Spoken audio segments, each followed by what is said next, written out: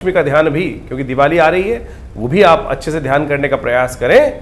ओम अक्षास्त्रग परशुंगदेशु गुलशम पद्मं धनुष्कुंडिकां दंडं शक्तिमशं च चर्म जलजं घंटां सुराभाजनं शूलं पाशसुदर्शने च ददति हस्तै प्रसन्नाननां सेवे सैरिव मर्दनीमिहि महां लक्ष्मीं सरोजस्थिताम्।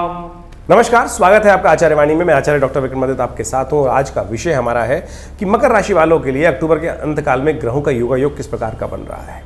ग्रहों का योगायोग तो जो बन रहा है वो आपको पता ही है कि मंगल महाराज जिस प्रकार की स्थिति में है, शनि जिस प्रकार की स्थिति में है, बृहस्पति वक्री हैं, शनि वक्री हैं, मंगल जिस प्रकार से नीच अवस्था में है, सूर्य नीच अवस्था में है, तो ये तो ग्रहों का योगायोग है। लेकिन अक्टूबर के अंतकाल में ग्रहों के कष्ट निवारण के लिए बहुत शुभ मुहूर्त बनने वाले हैं, बहुत सिद्ध मुहूर्त बनने वाले हैं, जिनमें आपके लिए कई प्रकार के अपॉर्चुनिटीज़, कई प्रकार के रास्ते आपको प्राप्त होंगे और उन रास्तों पर चलकर उन योगों का लाभ लेते हुए आप विशेष तौर पर कई प्रकार के अपने कष्टों का निवारण करने का योग बना सकते हैं। परिवर्तन की तरफ समय जा ही रहा है और उन परिवर्तन का किस प्रकार के आपके जीवन में प्रभाव होना चाहिए वो भी सिलसिलेवार तरीके से आप समझ लें। सबसे पहले हम बात कर लेते हैं 21 अक्टूबर की, सोमवार का अवसर, पंचमी तिथि है, जो कार्तिक के महीने की कृष्ण पक्ष की पंचमी तिथि, और ग्रह नक्षत्रों का योगायोग आपके लिए जिस प्रकार का हम दिखाई दे रहा है, बृहस्पति के साथ चंद्रमा सुंदर विराजमान होकर सर्वार्थ सिद्ध योग का निर्माण जो हो रहा है वो आपके लिए किसी प्रकार से कल्याणकारी योग बनाता दिखाई दे रहा है। आपको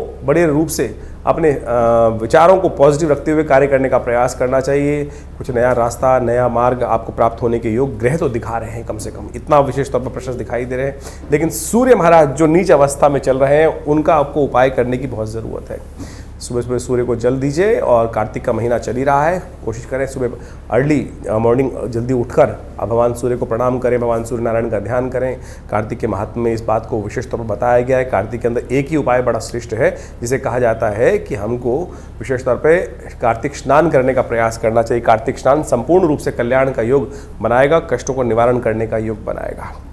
22 तारीख यानी हम बात करें तो 22 तारीख ग्रहों का योगायोग जिस प्रकार का बन रहा है वो खास तौर पर आपके लिए उन्नति का योग बनाने की स्थिति उत्पन्न कर रहा है। और ग्रह नक्षत्र के दृष्टिकोण से थोड़ा स्वास्थ्य का ध्यान रखने की ज़रूरत है। चंद्रमा परिवर्तित होकर मिथुन राशि में जो आ गए हैं, आपके छठे भाव में विराजमान है, ये कहीं ना कहीं खर्चे भी बढ़ाएंगे और थोड़ा स्वास्थ्य के मामले में ध्यान रखिएगा। मौसम परिवर्तित हो रहा है, छोटी छोटी बातें कहीं ना कहीं समस्याएं उत्पन्न कर सकती हैं, उनका ध्यान रखें। और मंगल महाराज भी इन दिनों विशेष तौर पर आपकी राशि के दृष्टिकोण से जहां चल रहे हैं वो कहीं ना कहीं विप्लवकारी योग बना रहे हैं। झगड़ों से बचिएगा, अननेसेसरी के क्लैश से बचने का प्रयास करें, दुस्साहस से बचें। क्या होता है, कई बार अनचाह ना चाहते हुए भी जाकर हम खुद बैल से भिड़ जाते हैं, कुल्हाड़ी पे जाकर पैर मार देते हैं। इस वक्त ग्रह नक्षत्र कुछ दिन आपके लिए इसी प्रकार के बन रहे हैं, तो विप्लवकारी स्थिति से बचने का प्रयास करें। नित्यपति हनुमान चालीसा का पाठ करें, इस बात का विशेष तौर पर ध्यान करना आपको बहुत ज़रूरी है। दुस्साहस करने से विशेष तौर पर कई बार क्या होता है, फ्रस्ट्रेशन इस प्रकार की चल रही होती है, 7.5 आपकी वैसी चल रही है, उसमें शनि वक्री चल रहा है, तो कई बार फ्रस्ट्रेशन में व्यक्ति कुछ गलत कदम उठा लेता है, तो उनसे ध्यान करते हुए, क्योंकि दुस्साहस, मंगल नीच का है इस वक्त और दुस्साहस की तरफ से ले जाता दिखाई दे रहा है, बेकार के बवालों में फंसा सकता है। ध्यान रखते हुए कार्य करें। कुछ दिन और है, निकाल लीजिए शांति से, फिर परिवर्तन का समय आएगा और जाते जाते शनि आपको परिवर्तन का लाभ देके जाएंगे। 15 नवंबर तक थोड़ा इंतजार कीजिए, देखिए उसके बाद पॉजिटिव ग्रह दिखाई दे रहे हैं। चिंता ना करें, आगे बढ़ने का प्रयास करें। 23 तारीख बुधवार का अवसर, सप्तमी तिथि विराजमान है और साथ साथ ग्रह नक्षत्रों के दृष्टिकोण से योग बन रहा है जो थोड़ा सा रुकावट उत्पन्न करता दिखाई दे रहा है। मनोमस्तिष्क में थोड़ी सी एंजाइटी परेशान कर सकती है, जल्दबाजी से बचें। भद्रा का योग भी है, नए कार्यों को आरंभ करने से बचना चाहिए। दोपहर को करीब 1:23 तक ये ग्रहों का योग बन रहा है, भद्रा का योग बन रहा है, तो इससे बचते हुए कार्य करना बहुत ज़रूरी है। आपके लिए ध्यान रखते हुए कार्य करेंगे तो सब प्रकार से कल्याण के योग बनेंगे, अच्छे योग बनेंगे। विशेष तौर पर आगे बढ़ने का आपको प्रयास करना चाहिए। ऐसे में भगवान गणेश का स्तवन, हरी चीज़ों का दान, ये आपके लिए श्रेष्ठ उपाय दिखाई देता है। 24 तारीख बृहस्पतिवार का अवसर, अष्टमी तिथि विद्यमान है और ग्रह नक्षत्र परिवर्तन का योग बना रहे हैं। मंगल के साथ चंद्रमा का सुंदर योग बनता दिखाई दे रहा है, चंद्रमा उच्च के हो जाएंगे। एक कम से कम डूबते को सहारा मिल जाएगा, बहुत बढ़िया तरीके से मनोवृत्ति में कुछ नया पॉजिटिव चेंजेस आने के योग बन सकते हैं। और इस दिन गुरु पुष्य योग भी है, अहोई अष्टमी है, माँ का आशीर्वाद लेकर कार्य करने का प्रयास करें। अहोई अष्टमी अपने आप में बड़ा सिद्ध मुहूर्त है। बड़ी सरल कथा शास्त्रों में बचपन से आपने सुनी होगी, कैसे माँ भगवती कृपा से जीव की रक्षा हो जाती है। जब कुछ अपने हाथ में ना हो तो अनन्य श्रद्धा से भगवती का स्तवन कर लेने से, माँ का आशीर्वाद लेने से सब प्रकार, ये अहोई अष्टमी उसी का है। माता पिता जो है वो आपके लिए सर्वस्व कल्याण की बात सोचते हैं। कोशिश करें इस दिन अवश्य उनका आशीर्वाद लें, उनके आशीर्वाद से आपके बहुत सारे कष्टों को निवारण करने का योग बन सकता है। 25 तारीख शुक्रवार का दिन, नौमी तिथि विद्यमान है और उस दिन ग्रह नक्षत्रों के दृष्टिकोण से आपकी राशि के अनुसार से आपको समझना चाहिए क्या प्रभाव ग्रह उत्पन्न करने का योग बना रहे हैं। बहुत जल्दी ग्रह परिवर्तन के योग बनाते दिखाई देंगे और साथ साथ बृहस्पति वक्र अवस्था में जिस प्रकार से है वो आपके लिए विशेष तौर पर विचारों में कुछ अननेसेसरी की एंजाइटी बढ़ाते दिखाई दे रहे हैं। ऐसे में कुछ ध्यान रखने की ज़रूरत है। विचारों को थोड़ा नेगेटिव भाव जब भी आए तो उससे हटते हुए अपने आप को भगवत चिंता में लगाने का प्रयास करें। भगवत चिंतन में लगाएंगे अपने मनोमस्तिष्क को तो रास्ता सही दिशा मिलनी शुरू हो जाएंगी। हो सके तो केसर का तिलक, गौ सेवा, पीली चीज़ों का दान, ये करना आपके लिए बड़ा श्रेष्ठकारी उपाय दिखाई देता है। 26 तारीख शनिवार का अवसर और दशमी तिथि कार्तिक के महीने की कृष्ण पक्ष की सिंह राशि में चंद्रमा का प्रवेश होगा और ये थोड़ा मनोमस्तिष्क में थोड़ा बंधन उत्पन्न करने की योग बनाता दिखाई देगा। चाहकर भी थोड़ा से बंधन ऐसे होंगे कि मन लगेगा कि कुछ और खुलकर काम करने में दिक्कत आने के योग बन सकते हैं, क्योंकि बृहस्पति भी इस दिन वक्र अवस्था में ज्येष्ठा नक्षत्र में प्रवेश करते दिखाई दे रहे हैं। ऐसे में विशेष तौर पर आपके लिए कुछ खास उपाय हैं, क्योंकि शनि इन दिनों वक्री चल रहे हैं, शनिवार का दिवस है। हो सके तो शनि स्तोत्र का पाठ कर लीजिए, काली चीज़ों का दान कर दें। अन्न का दान करना सबसे श्रेष्ठ है। देखिए सतनाजे का दान अपनी सामर्थ्य के अनुसार से, चावल इत्यादि का दान, सतनाजे का दान हो सके तो अवश्य करने का प्रयास करें, क्योंकि लास्ट ट्रांजिट में शनि महाराज जा रहे हैं। गाड़ी इत्यादि थोड़ा सावधानी के साथ चलानी बहुत ज़रूरी है। शनि का उपाय करते रहें, वो आपके लिए अच्छा रहेगा। 27 तारीख रविवार की बात करें, एकादशी है, सुंदर एकादशी है और रमा एकादशी से कहा जाता है। भगवती महालक्ष्मी को प्रसन्न करने वाली एकादशी है। दीपावली के जो पर्व हैं वो आरंभ हुआ चाहते हैं। रमा एकादशी उस वक्त कार्तिक के कृष्ण पक्ष में जो पड़ती है, भगवती महालक्ष्मी के साथ भगवान विष्णु की सुंदर उपासना करने से बहुत सुंदर योग बन जाते हैं ग्रह नक्षत्र दृष्टिकोण से। देखिए आपके ग्रह योग इस वक्त जिस प्रकार चल रहे हैं वो हमने आपको लगातार समझाने का प्रयास किया है। सूर्य इन दिनों विशेष तौर पर समझ लीजिए कि जिस प्रकार से दशम भाव, सफलता वाले भाव में बड़ी कमज़ोर अवस्था, क्षीणस्थ अवस्था में बैठे हैं, उनका उपाय बहुत ज़रूरी है। हो सके तो आप सूर्य को अवश्य अर्घ्य दें, सूर्य के मंत्र का जप करें, ओम घड़ी सूर्य आदित्याय नमः, इस मंत्र का जप करना श्रेष्ठ रहेगा। एक बात और ध्यान रखें, 26 और 27 तारीख को अश्लेषा और मघा नक्षत्र पड़ रहे हैं। ये मूल नक्षत्र के अंतर्गत आते हैं, गणमूल के अंतर्गत, और कहा जाता है कि इनमें जन्म लेने वाले जातक हमेशा परिवार के लिए और स्वयं के लिए भारी होते हैं। वैसे तो गणमूल शांति अवश्य करानी चाहिए। यदि कोई व्यक्ति इनमें जन्म लिया हो या आपके घर में अभी जन्म ले रहा हो तो अवश्य उनकी मूल शांति करा लें, और किसी की नहीं कराई है तो तब भी हर महीने ये नक्षत्र घूम के आते हैं। 27 दिन तक मूल मंत्र की शांति करके इस विशेष तौर पर इसका अनुष्ठान को अवश्य करना चाहिए, नहीं तो अन्य श्री के कलेश जीवन में परेशान करने के योग बनाते रहते हैं। 28 तारीख सोमवार का अवसर, तो एकादशी तिथि थोड़ी वृद्धा की तरफ है और द्वादशी तिथि का आगमन हो जाएगा और वैष्णवों के लिए ये रमा एकादशी का योग बनेगा। इसके साथ साथ गजकेसरी योग का भी निर्माण हो रहा है, क्योंकि चंद्रमा भी परिवर्तन करके बृहस्पति के जिस प्रकार का योग बनाएंगे, परिवर्तन का योग बनाएंगे, ये आपके लिए अच्छा उन्नति का। थोड़ी मेहनत करें, अपने मनोमस्तिष्क को थोड़ा सा पॉजिटिव रखते हुए कार्य करने का प्रयास करें, झगड़ों से बचते हुए कार्य करने का प्रयास करें। बहुत जल्दी आपके लिए आने वाले समय में 2-3 दिनों में कुछ नया पॉजिटिव रिजल्ट्स आने के योग बन सकते हैं। इसको आपको लगातार प्रयास करते रहना चाहिए, पॉजिटिव डायरेक्शन में कार्य करने का प्रयास करना चाहिए। थोड़ा सा केसर युक्त दूध भगवान को अर्पित करें, केसर इससे कल्याण के योग बनेंगे। बात कर लेते हैं 29 तारीख मंगलवार का दिवस, और ये विशेष तौर पर विशेष महोत्सवों को लेकर आया है। प्रदोष है, भौम प्रदोष का योग बन रहा है। देखिए मंगल इन दिनों कमज़ोर चल रहे हैं और देव कृपा से आने पिछले 15 दिनों में 2 बार, दूसरी बार ये भौम प्रदोष का योग बन रहा है। और ये भौम प्रदोष का योग मंगल के दुष्प्रभाव को ठीक करने के लिए है। आपके सप्तम भाव में चलते हुए मंगल कहीं ना कहीं विशेष तौर पर कष्ट देने का योग बना रहे हैं, झगड़ों में फंसाने का योग बना सकते हैं। थोड़ा सा आप आंदोलनकारी ज़्यादा हो सकते हैं, तो ध्यान रखते हुए कार्य करें। थोड़ा शांत भाव, थोड़ा सा क्लेशों से बचते हुए कार्य करना बहुत ज़रूरी है। मंगल के मंत्र का जप करें, ओम क्रांग क्रीं क्रौंग से भौमाय। हो सके तो गुड़ चने का भोग भगवान के मंदिर में लगाने का प्रयास करें। इस दिन बुध भी परिवर्तन का योग बना रहे हैं। बुध तुला राशि में प्रवेश करेंगे, से निकलते हुए वृश्चिक राशि में प्रवेश करेंगे। ये परिवर्तन आपके लिए अच्छा रहेगा। हो सके तो इसमें कन्या पूजन करने की सुंदर व्यवस्था बना सके तो बहुत अच्छा रहेगा। और एक विशेष योग बन रहा है भौम प्रदोष, जो हमने आपको बताया। शाम के समय त्रयोदशी भी आ जाएगी, तो ऐसे में विशेष तौर पर ध्यान रखते हुए कार्य करें कि भगवान शंकर का उस प्रदोष काल में यदि आप इच्छु रस से अभिषेक करें तो ये मंगल का नेगेटिव प्रभाव जो है वो कुछ दिन आपके लक्ष्य, क्योंकि मंगल अभी करीब 3-4 महीने ऐसे चलने वाले हैं। और ये मंगल जब जहाँ चलने वाले हैं, ये कई मामलों में थोड़ी सब कुछ ठीक होते, शनि बदल जाएंगे, लेकिन मंगल वहाँ 3-4 महीने जिस प्रकार से हैं वो थोड़ी हिम्मत नहीं देंगे। क्या होता है, कई बार हम गड्ढे से निकल कर आते हैं तो वो हम स्थिति को समझ ही नहीं पाते हैं। तो भैया समझना पड़ेगा कि ये मंगल को थोड़ी ताकत देने की ज़रूरत है। मंगल पुरुषार्थ का प्रतीक है, सामर्थ्य का प्रतीक है, और यहाँ पुरुषार्थ में थोड़ी कमी करते दिखाई दे रहे हैं आप। ग्रह नक्षत्र परिवर्तन की तरफ जा रहे हैं, ध्यान रखते हुए कार्य करें। और एक खास उपाय, यमदीप दान किया जाता है इस शुभ तिथि में। कहा जाता है कि इस दिन यमदीप दान कर लेने से, क्योंकि त्रयोदशी शाम के समय पड़ रही है, और यमदीप दान कर लेने से सब प्रकार से कष्टों का निवारण हो जाता है और पितृ भी प्रसन्न हो जाते हैं। और दिवाली का महाउत्सव इसी यम पूजा से ही आरंभ होता है। तो ऐसे में विशेष तौर पर शाम के समय, प्रदोष काल में शाम के समय दक्षिण दिशा में घर की तरफ एक अन्न की ढेरी लगाकर उसमें चौमुआ दीपक वहाँ प्रज्वलित करके यमाय नमः इस प्रकार से मंत्र जप कर उसका पूजन कर अपने पितरों के निमित्त शांति का भी और साथ साथ उनके आशीर्वाद का भी यहाँ भावना रखते हुए ये दीप प्रज्वलित करें। और देखिए, अपमृत्यु के योग पूरे 1 वर्ष तक नहीं बनेंगे, ये बहुत सुंदर है। ऐसे में सूर्य के जो कमज़ोर चल रहे हैं उसको भी ठीक करने का रास्ता बहुत सुंदर प्राप्त होने वाला है।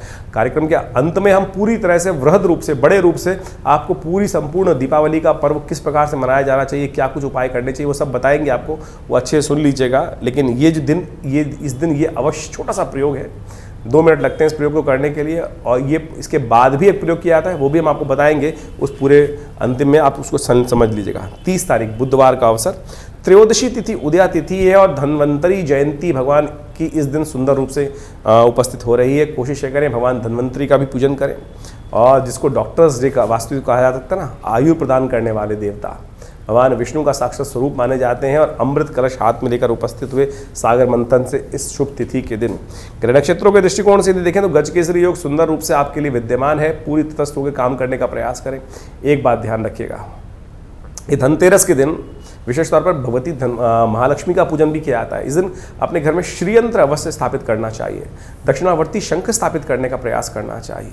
इससे घर में श्री की वृद्धि होती है, लक्ष्मी की वृद्धि होती है। इस बात का हमें ध्यान रखते हुए कार्य करना चाहिए। लेकिन आज क्या हो गया है, ये केवल धन्वंतरी जयंती जो है, वो केवल धनतेरस जो है वो बर्तन खरीदने का त्यौहार बन गया है। पुराने ज़माने में बर्तन होते थे चांदी के, घर में लोग लेके आते थे और सुंदर धन संपदा की वृद्धि के लिए लेके आते थे, ऐश्वर्य के लिए लाते थे। लेकिन आजकल जो बर्तन है वो तो चांदी की तो कौन लाता है, सब लोहे के लेके आ रहे हैं। शनि मत लाइए भाई, ये ध्यान रखते हुए कार्य करना आपके लिए अच्छा रहेगा। तो इस बारे में भी हम पूरी तरह से बताने वाले हैं आपको। 31 तारीख की बात कर लेते हैं। 31 तारीख बृहस्पतिवार है, चतुर्दशी तिथि है, छोटी दिवाली का सुंदर योग है, रूप 14 है, और साथ साथ हनुमान जयंती का भी योग पड़ रहा है। हनुमान जयंती के समय में थोड़ी भ्रांति है, आप दोनों दिन मना सकते हैं, 30 तारीख को भी 31 तारीख को भी, क्योंकि मध्याह्न काल में, मध्याह्न के समय जिस वक्त जब चतुर्दशी पड़ रही हो तो उस दिन हनुमान जयंती का सुंदर अवसर रहता है। चूरमे का भोग लगाकर हनुमान जी को प्रसन्न करने के लिए सुंदर हनुमान जी को चोला चढ़ाइए, उनका पूजन करें, आरती उतारें और सुंदर रूप से हनुमान जी का सुंदर पूजन करेंगे तो देखिए उनका आशीर्वाद भी मिलेगा। ग्रह नक्षत्रों के दृष्टिकोण से आपके लिए समय उपयुक्त दिखाई दे रहा है, और खासतौर पर नए संपर्कों में इजाफा होने के योग बनते दिखाई दे रहे हैं। इस समय का पूर्ण लाभ आपको मिले, ऐसा हम कोशिश करते हैं, परमात्मा से प्रार्थना भी करते हैं, और सोचें कि दिवाली का क्या पर्व है वो भी आपको अच्छे से जान लेना चाहिए। नक्षत्रों के दृष्टिकोण से चतुर्दशी तिथि उदया तिथि के रूप में विद्यमान है, और ग्रह नक्षत्रों का परिवर्तन होकर आपके लिए धर्म भाव का उदय होने का योग बनेगा। चंद्रमा परिवर्तन करके करीब 11:15 बजे के आसपास तुला राशि में प्रवेश करेंगे, और ये आपके लिए सुंदर रहेगा। धर्म का उदय करने का योग बनेगा, धर्म में आस्था जाएगी। हनुमान जयंती भी है इस दिन, और बृहस्पति वीरवार के दिन हनुमान जयंती का सुंदर योग बन रहा है। साथ साथ नरका चतुर्दशी का भी सुंदर योग बन रहा है, और इस दिन विशेष तौर पर एक प्रयोग अवश्य करना चाहिए। इस दिन सुबह सूर्योदय से पहले स्नान करना चाहिए, और एक आपामार्ग का पेड़ का पत्ता, छोटी सी बूटी होती है जिसको चिड़चिटा बोला जाता है, उसको रात को ही उखाड़ के रख लेना चाहिए, और अपने सिर से वार कर स्नान इत्यादि करने के उपरांत उपटन लगाकर तिल का तेल से स्नान करना चाहिए। यम के निमित्त जो विशेष तौर पर 14 मंत्रों के द्वारा तर्पण करने का विधि है वो अवश्य करना चाहिए स्नान के उपरांत, और उसके बाद यम के पुत्रों के निमित्त 2 दीपक घर के बाहर जलाने चाहिए, और उसके बाद यम का पूजन करने के बाद फिर भगवान हनुमान जी की उपासना करनी चाहिए, और साथ साथ भगवान विष्णु की उपासना करनी चाहिए। ये सब शास्त्र में वर्णित उपाय है, और दीपावली के संबंध में भी बता देते हैं। वैसे तो हम दीपावली के संबंध में बहुत सारी भ्रांति इस समय में उत्पन्न हो रही है कि दिवाली कब मनाई जाए। दीपावली का सुंदर पर्व 1 तारीख का रहेगा, दीपावली का सुंदर पर्व 1 तारीख का शास्त्र के दृष्टिकोण से रहना चाहिए। दीपावली के संबंध में आजकल बहुत सारे वीडियोज़ में लोगों ने कुछ भ्रांति उत्पन्न करने का प्रयास किया है। कहा गया है कि दीपावली जो है वो रात्रि में अमावस्या होनी चाहिए, तब दीपावली मनाई जाती है। और इस बार हो क्या रहा है, ग्रह नक्षत्रों के दृष्टिकोण से हमें समझना चाहिए कि जो ग्रह नक्षत्रों का योग जो है, अमावस्या जो है वो विशेष तौर पर 1 तारीख की हम गणना करें तो शाम को करीब करीब 6:15 बजे के आसपास तक है। और दिल्ली में हम सूर्यास्त की बात कर रहे हैं तो करीब करीब सूर्यास्त जो हो रहे हैं 5:30 बजे के आसपास हो रहे हैं। तो ऐसे में प्रदोष काल में सुंदर, शास्त्र कहता है कि प्रदोष काल में यदि अमावस्या मिल जाए तो वही श्रेष्ठ काल है भगवती महालक्ष्मी का पूजन करने के लिए। जो लोग भ्रांति उत्पन्न करने का प्रयास करें रात्रि में, प्रदोष काल रात्रि ही का ही प्रथम पहर मान लिया जाता है, तो उसमें रात्रि में अमावस्या मिल रही है, उदय तिथि अमावस्या मिल रही है, तो औचित्य ही नहीं है कि आप 31 तारीख को दीपावली मनाएं। ऐसा कोई शास्त्र में वर्णन नहीं है। कुछ लोग भ्रांति उत्पन्न करने का प्रयास कर रहे हैं और वो कह रहे हैं प्रदोष काल में हम उस दिन पहले ही मिल जाएगा। उदय तिथि मिल रही है और प्रदोष काल में जा रही है 1 तारीख को अमावस्या, तो फिर किस बात का? स्वाति नक्षत्र भी जो विद्यमान है वो रात्रि में मिल रहा है, तो फिर क्यों विशेष तौर पर हम भ्रांति में फंसे? कुछ लोग तथाकथित तौर पर ज्योतिष को गलत रूप से उपस्थित करने का प्रयास कर रहे हैं। शास्त्र में वर्णित है प्रदोष काल में जिस दिन अमावस्या शुद्ध रूप से विद्यमान है और धर्म सिंधु, निर्णय सिंधु इत्यादि में इस बात को प्रतिपादित किया गया है, तो आप इस बात का ध्यान रखते हुए कार्य करें। कुछ लोग जबरदस्ती धर्म के प्रति भ्रम उत्पन्न करने का प्रयास करते हैं। 1 तारीख को ही दीपावली का सुंदर पर्व रहेगा, उसको इसी प्रकार से मनाने का प्रयास करेंगे तो बहुत सुंदर रहेगा। महालक्ष्मी की सुंदर पूजन 1 तारीख को ही। तो अभी आपने दिन पर दिन किस प्रकार के ग्रह योग बनेंगे उसको समझा। अब ये समझ लीजिए कार्तिक का महीना यह बड़ा अद्भुत महीना है। कार्तिक के महीने में कहा जाता है भगवान विष्णु के निमित्त जो अनेक आराधनाएं की जाती हैं वो समस्त प्रकार के कार्तिक महात्म्य में बताया गया है, समस्त प्रकार के मनोरथों को सिद्ध करती हैं। कार्तिक का महीना उत्सवों का महीना है और देवउठनी एकादशी भी इसी महीने में आती है, तो इसलिए इस पूरे मास में भगवान विष्णु की यथाशक्ति पूजन करने का हमें प्रयास करना चाहिए। दिवाली, अनेक प्रकार के उत्सव वो सब इसके अंदर आ ही रहे हैं। अहोई अष्टमी, करवा चौथ, ये सब के सब इसमें आए। अभी आपने सब इसके बारे में महत्व सुना। अभी आने वाले समय में विशेष तौर पर देवउठनी एकादशी, तुलसी पूजन, समस्त प्रकार के अद्भुत उत्सव इसमें आएंगे। देव दिवाली का भी सुंदर उत्सव भी इसी कार्तिक के महीने में आता है। तो ये कार्तिक के महीने में श्रद्धा के साथ भगवान विष्णु की पूजन, साथ साथ महालक्ष्मी के पूजन करने का जो शास्त्र में विधान है, ये छोटी छोटी परिपाटियाँ नहीं हैं, ये वास्तविक तौर पे हमारे जीवन से कष्टों को दूर करने के लिए अद्भुत जो मुहूर्त है, इसका हमको उपयोग करने का प्रयास करना चाहिए। हमने सिलसिलेवार तरीके से आपको समस्त दिनों के उत्सवों के संबंध में जो भ्रांतियाँ वो भी बताई, आपके भविष्य में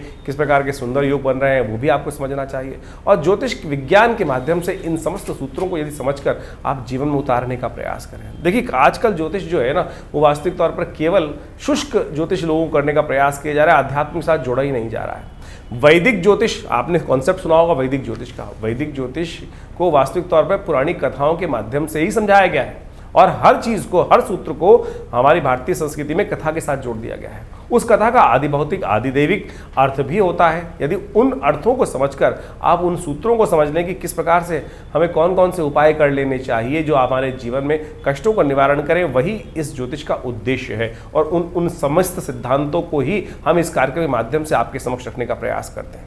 तो जो उपाय हमने बताए, चाहे वो दिवाली के उपाय हों, चाहे वो धनतेरस के उपाय हों, और धनतेरस के दिन विशेष तौर पर शास्त्र के दृष्टिकोण से जो हमने आपको बताया कि यमदीप दान का एक मुहूर्त बताया था आपको। दिवाली का ही मेन उत्सव है, उसको अच्छे समझ लें कि किस प्रकार की हमारे यहाँ दिवाली 1 दिन की या 2 दिन की दिवाली नहीं होती। आमतौर पे क्या होता है, छोटी दिवाली, बड़ी दिवाली एक भ्रांति के रूप में लोगों के मनोमस्तिष्क में आ जाती है, लेकिन दिवाली भारतीय संस्कृति में 5 दिन की मनाई जाती है, जो धनतेरस से आरंभ होती है और विशेष तौर पर जाती है भैया दूज तक। ये दिवाली का महापर्व है और दिवाली का महापर्व जो है मृत्यु के देवता से आरंभ होकर मृत्यु के देवता पे ही समाप्त होता है। धनतेरस के दिन यमदीप दान, यम पूजन करने का नियम बताया जाता है और अंतिम में यम द्वितीया के साथ ये मुहूर्त आरंभ होता है। यानी भारतीय संस्कृति में इस बात को समझें कि किसी भी चीज का भय नहीं है। यानी यम का मतलब मृत्यु के देवता, उनके भी पूजन करने का शास्त्र में नियम बताया गया है। और यदि आप यमदीप दान कर लें, कहा जाता है कि 1 वर्ष तक, यानी इस यमदीप दान से अगले यमदीप दान तक, यानी कार्तिक मास के जो कृष्ण पक्ष की त्रयोदशी से लेकर अगले वर्ष की त्रयोदशी, कृष्ण पक्ष की जो कार्तिक की त्रयोदशी तक अपमृत्यु होने के योग नहीं बनेंगे। केवल एक दीपदान यदि कर लिया जाए, सूत्र भी समझ लीजिए किस प्रकार से शास्त्र के अनुसार से उसको बताया गया है। शास्त्र के 29 तारीख को ये योग हमने जो बताया आपको, उस दिन यम दीपदान का सुंदर मुहूर्त बन रहा है और विशेष तौर पर 29 तारीख से ये आरंभ हो जाएगा, क्योंकि शाम के समय प्रदोष काल में उस दिन त्रयोदशी आ जाएगी, तो उस दिन से ये योग बन के आरंभ हो जाएगा। उस दिन से यदि आप इन उपायों को कर लें तो शास्त्र के दृष्टिकोण समझिएगा अद्भुत रूप से योग बन जाएगा। इस बार दीपावली का जो उत्सव है 29 तारीख से आरंभ हो रहा है। यम दीपदान से उसको करने का प्रयास करना चाहिए। उस दिन 29 तारीख की शाम के समय एक सूत्र समझ लें, एक अद्भुत रूप से क्या शास्त्र बताया गया है कि उस दिन एक दीपक,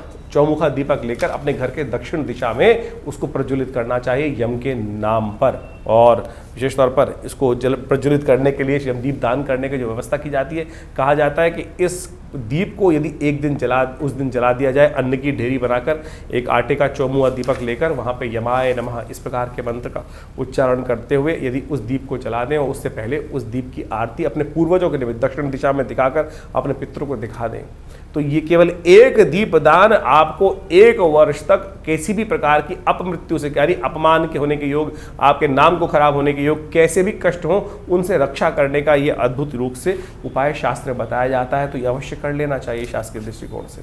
और इसके बाद अगले दिन धन्वंतरी भगवान का सुंदर पूजन रहेगा, जो 30 तारीख को रहेगा बुधवार के दिन। जिस प्रकार से हमने आपको बताया भगवान धन्वंतरी कौन? आमतौर पे लोग इस उत्सव को कटोरी लाने का या बर्तन लाने का उत्सव मना लिया है। यम धन्वंतरी वास्तविक तौर पे अमृत कलश लेकर जो उपस्थित हुए उस सागर मंथन से, वो देवता माने जाते हैं। धन्वंतरी आयुर के देवता है, आयुर अमृत को प्राप्त कराने वाले देवता है। उनका पूजन करने का शास्त्र में विधान है और वास्तविक तौर पर यदि उनका पूजन रूप से किया जाता है, नहीं तो आज की तारीख में, पुराने ज़माने में धन का जो वास होता था वो बर्तनों में होता था, क्योंकि वो वास जो बर्तनों में होता है वो विशेष तौर पर या तो हमारे चांदी के बर्तन होते थे या विभिन्न समृद्धि के बर्तन होते थे। आज की तारीख में तो लोहे के बर्तन हैं। यदि उनको घर ला रहे हैं तो शनि को घर लाने का प्रयास कर रहे हैं। तो इसलिए इसको बर्तनों का उत्सव ना बनाएं, सुंदर रूप से शास्त्र के विधान के अनुसार से सुंदर उनका पूजन करके आरंभ करने का प्रयास करें तो बड़ा सुंदर रहेगा। उस दिन जो 30 तारीख को योग बन रहे हैं, त्रयोदशी उदया तिथि के रूप में विद्यमान रहेगी, सुंदर पूजन उनका करने का प्रयास करें तो अद्भुत रूप से आपके कल्याण के योग बनेंगे। भगवान धन्वंतरी का सुंदर पूजन करें, भगवान विष्णु के स्वरूप में उनका पूजन किया जाता है शास्त्र के दृष्टिकोण से, और वो आयुष को प्रदान करने वाला माना जाता है। 31 तारीख को छोटी दिवाली का भी पर्व है, जिसको कहा जाता है हनुमान जयंती। नरक चतुर्दशी का सुंदर योग पड़ रहा है। कहा जाता है इस दिन सुबह सुबह जब सूर्य उदय से पहले स्नान कर लेना चाहिए और अपने पूरे शरीर पर तेल का मर्दन करना चाहिए।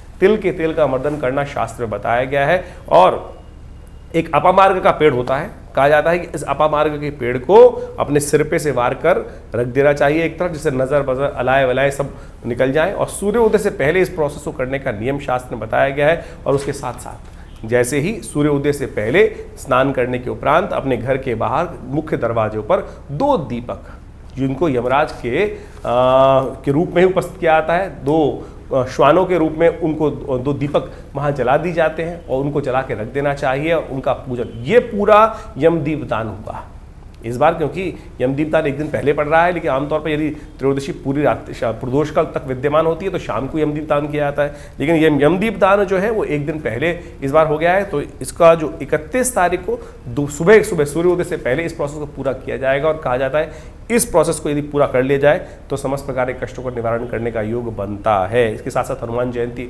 मध्य पर्व में आएगी। दोपहर के समय सुंदर रूप से हनुमान जी का सुंदर चूरमा बनाकर घर में भोग लगाए उसके बाद, और उनका पूजन करें बड़े आनंद के साथ। और साथ साथ नरक का भी संहार भगवान कृष्ण ने इसी दिन किया था, तो उनके निमित्त विशेष तौर पर सुंदर पूजन करने का, शाम को शालिग्राम भगवान का पूजन करते हुए कार्य किया जाना चाहिए। और इस दिन अभ्यंगम का भी शास्त्र रूप 14 भी कहा जाता है।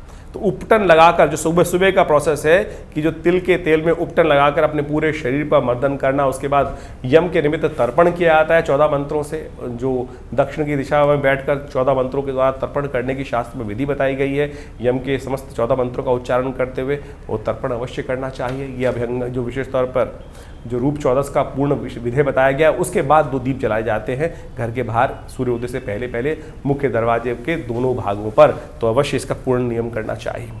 और 1 तारीख को दिवाली का सुंदर पर्व रहेगा। ये दिवाली का पर्व बड़ा आनंददायक पर्व है, लेकिन कुछ लोगों ने भ्रांति उत्पन्न करने का प्रयास कर दिया है कि दिवाली कब मने, 31 तारीख को। क्या कारण क्या है कि लोगों को अज्ञान तो है नहीं।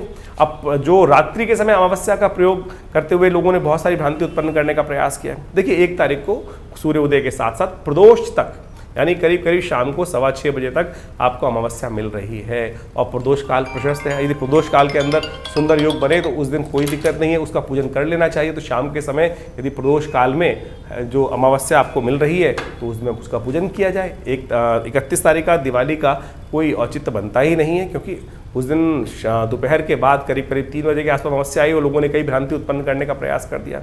स्वाति नक्षत्र भी आपको 1 तारीख को ही मिल रहा है और साथ साथ शाम के प्रदोष काल तक। तो प्रदोष काल में ही महालक्ष्मी का पूजन करना सबसे श्रेष्ठ माना जाता है। प्रदोष काल में अमावस्या है आपके पास, उदय तिथि शुद्ध रूप से विद्यमान है, तो कोई भ्रांति उत्पन्न करने की जरूरत नहीं है। सीधा सीधा सूत्र है कि प्रदोष काल के अंदर जिस सुंदर रूप से उदय तिथि के रूप में अमावस्या विद्यमान है तो उसी दिन दिवाली का सुंदर पर्व रहेगा। इसमें कोई भ्रांति उत्पन्न करने की कतई जरूरत नहीं है, शास्त्र विधि के अनुसार से बड़ा श्रेष्ठ कहा गया है। इसके अगले दिन गोवर्धन का पूजन रहेगा। 2 तारीख को गोवर्धन भगवान विष्णु के निमित्त अन्नकूट का पूजन किया जाता है और प्रदोष काल में भगवान विष्णु का सुंदर पूजन करते हुए भगवान का सुंदर स्तवन करें, भगवान कृष्ण का अन्नकूट इत्यादि का प्रसाद सुंदर रूप से बनाया जाता है। तो वो भी कार्यक्रम जो रहता है वो भी बड़ा अद्भुत रूप से शास्त्र के अंदर वर्णित है और ये सारे के सारे कर्म अवश्य करने का प्रयास करना चाहिए। एक बात और, ये गोवर्धन का जो दिन माना जाता है जिसके अंदर प्रतिपदा के दिन ये योग बनाया जाता है, कार्तिक मास के शुक्ल पक्ष की प्रतिपदा के दिन, ये वो मुहूर्त है कि जिस दिन जैसा करोगे पूरे आने वाले 365 दिन तक वैसा आपके साथ होगा। और आप समझें कि आमतौर पे क्या होता है, लोग देर तक जागरण करते हैं, उसके सुबह देर में उठते हैं तो पूरा साल ही आलस्य में रहता है। तो इस दिन कम से कम सुबह जल्दी उठकर भगवान का सुंदर स्तवन करें, भगवान कृष्ण का स्मरण करें, समस्त प्रकार से कष्टों को दूर करने के लिए अन्नकूट इत्यादि का पूजन करें, भगवान पर विश्वास रखते हुए कार्य करें और गोवत्स गाय का पूजन करें। गो क्रीड़ा का भी शास्त्र में विधान बताया जाता है, भगवती का पूजन करने का शास्त्र में विधान बनाया जाता है। तो इन सब चीज़ों को करके सुंदर रूप से समय निकालने का प्रयास करेंगे तो बड़ा अच्छा रहेगा। आनंद भाव से रहें, गुस्से में ना रहें, आलस में ना रहें, क्योंकि ये जैसा हमने कहा 365 दिन तक वैसा ही होने के आपके साथ योग बनेंगे। आमतौर पे नए साल के दिन लोगों ने कह देते हैं रेजोल्यूशन पास कर लो, आज जो करोगे वैसा पूरे साल बनेगा। वो 1 जनवरी का नहीं है भाई, मुहूर्त वो विशेष तौर पर कार्तिक के शुक्ल पक्ष की प्रतिपदा के दिन का मुहूर्त है। तो इस दिन यानी गोवर्धन वाले दिन इस बार 2 नवंबर को योग पड़ रहा है, तो आनंद के साथ उस पर्व को मनाने का प्रयास करें।